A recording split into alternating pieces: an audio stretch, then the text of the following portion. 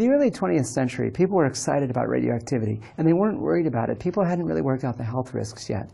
So people made things which are radioactive either by accident or by choice. If you go to an antique store, it's easy to find orange pottery, which is extremely radioactive. You can find glassware, which is pretty radioactive as well. Either one of these I wouldn't suggest eating or drinking from. Clocks were made with radium dials, and it's easy to find those as well. They glowed in the dark, but they were also significantly radioactive. They exposed you to a pretty healthy dose of radioactivity if you had one on your bedside table. So all of these are kind of scary. And when I go to antique stores and shop for antiques, if I find things like this, I try to suggest to the people who are selling them that they should give them to me because I will make sure that they're stored safely. All these are things that you should be slightly worried about. But here's one radioactive antique I found. These are Firestone spark plugs with polonium radioactive electrodes. And these are made in the 1940s and the 1950s. And the idea was that the radioactivity in the electrodes would ionize air around the electrode and make a fatter spark. And in principle, that's a fine idea. But if you find these in an antique store, and in fact you can, if you find these, should you be worried about them? Should I have to treat these spark plugs with the same level of care as I treat the clocks and the pottery and the glassware that I find?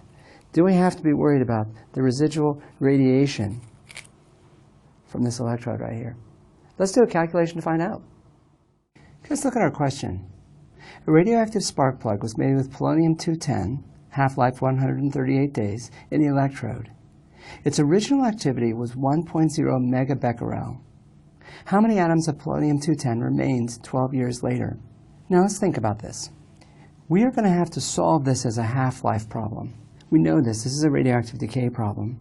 And for radioactive decays, we have the following relationship to describe the decay. The number of atoms that remain after some time is equal to the initial number of atoms times 1/2 to the t over t1/2, where t1/2 is the half-life. So we need to do a calculation, but there's a piece of information that we aren't given in the passage that we're going to need to get, and that's this. What is the initial number of atoms in the sample?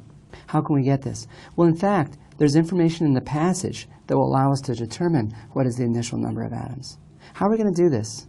What information do we need? We'll give you some choices. We need to know the initial number of atoms. So how many atoms started in the sample? Well, we weren't told the initial number of atoms, but we were told the initial activity. And remember, the activity of a sample depends upon the half-life and number of atoms in a sample in this way. The activity of a sample in becquerels is 0.693 times the number of atoms in the sample divided by the half-life. And if we put the half-life in seconds, we'll calculate an activity in becquerels. Now we'll go back to our statement of the problem, and you can see we are in fact told we have polonium-210, it's got a half-life of 138 days, and it has an activity of 1 megabecquerel when it's first created. And then we're looking for how many atoms remain 12 years later. But the crucial pieces of information that we need are these. That we have the half-life 138 days, the activity is 1 megabecquerel. That's when it was first created. So we go back to our calculation, and we see we've got the original activity, we know the half-life, and so therefore we can calculate the original number of atoms. And we do that by simply rearranging the equation that we had for activity. The number of atoms in the sample, the number of atoms that starts in the sample, is equal to its initial activity times the half-life divided by 0.693. And that's something we can solve for. Well, we know the original activity. The original activity was 1 megabecquerel. That's 1 million decays per second, or 1.0 times 10 to the 6th. The half-life we were given as 138 days, but of course we need to express that in seconds. So we take the half-life, express it in seconds. It's 1.19 times 10 to the 7th seconds. So we calculate the original number of atoms that we have in the sample based on the initial activity, based on the half-life, 1.72 times 10 to the 13th atoms. Now, as time goes on, that number decreases, and we know how to calculate the decrease. The number of atoms that remain after a time t is equal to the initial number of atoms times 1/2 raised to the power t over t 1/2. Now, since it's a ratio of T and T1/2 in this relationship, we have a ratio. We don't need to put things in any particular unit as long as they're in the same units, and we know the half-life is 138 days. And so we can put time T in days, and if we do that, everything will work out. We're told that it's 12 years, but we need to put that in days. 365 days a year times 12 years, 4,380 days. That's how much time has elapsed between when the spark plugs are made and the point that we're considering. The initial number of atoms we calculated, that was 1.72 times 10 to the 13th. We have everything we need to calculate the number of particles that remain. And if we do that, here's what we get. 4,800. Not very many, but in fact that makes sense. We have a very, very short half-life and a long time, and honestly, not that many particles that we started with. So we'd expect the number of atoms that remain after 12 years to be relatively small.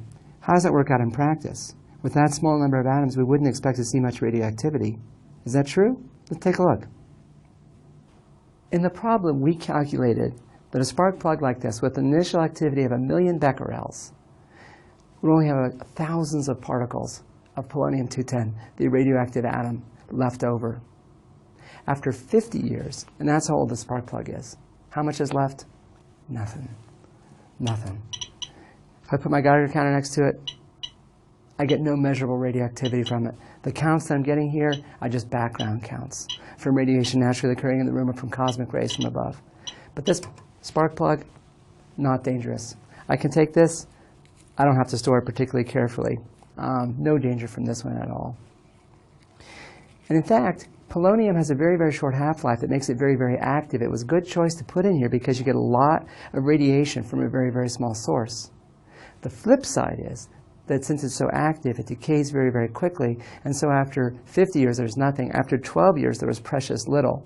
And in fact, if you'd use these spark plugs in your car, you'd have to replace them pretty often because the half-life of the polonium-210 is about 1/3 of a year. So over a course of a year, 3 half-lives, the radiation would decrease by a factor of 8. So if, in fact, they were helping you, they wouldn't help you for very long. That's a calculation that we've done that showed that, surprisingly, the radioactive spark plugs were probably more of a gimmick than they were to help the automobile performance. Physics is about the world around us, sometimes in some surprising ways.